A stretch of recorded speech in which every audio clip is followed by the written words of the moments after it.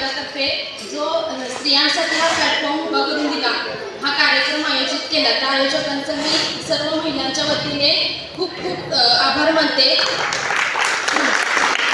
कारण असा हा एकच दिवस असतो की आम्ही सगळ्या समाजातील स्त्रिया या ठिकाणी एकत्र जमतो आणि आनंद त्याचा उपभोगतो.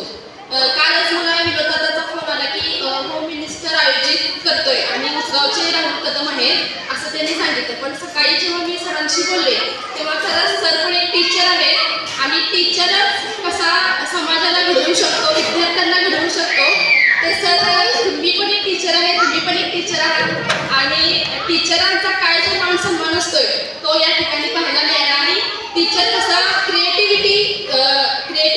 क्रिएटिव्हिटीमधून खेळ ठरवतो किंवा क्रिएटिव्हिटीमधून आपली कल्पनाशक्ती कसं मांडतो हे ते कळालं.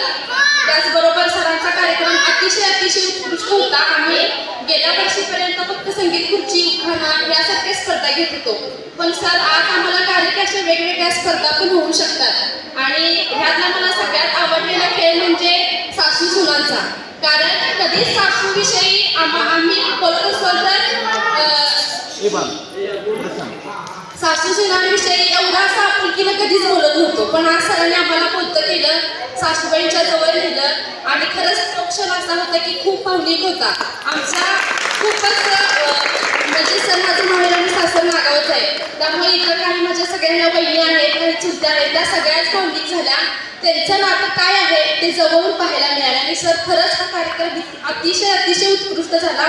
माझी अशी एक विनंती आहे आयोजकांना की पुढच्या वर्षी पण सरांनाच आमंत्रित करावं आणि ह्याच्यापेक्षा जास्त आमच्या त्या समाजातील ज्या स्त्रिया आहेत त्यांनी या कार्यक्रमाला उपस्थित राहावं आणि समाज हा आपल्याला ह्या असा प्लॅटफॉर्म देतो की आपण एकत्र यावं आणि समाजाचा जो आपला ग्रुप आहे त्यावरती सगळ्यांनी ॲक्टिव्ह राहावं, जेणेकरून आपल्याला सर सांगतात तसं स्त्रियांसाठी एक प्लॅटफॉर्म आहे आणि त्यामध्ये आपण सर्वांनी सहभागी व्हावं.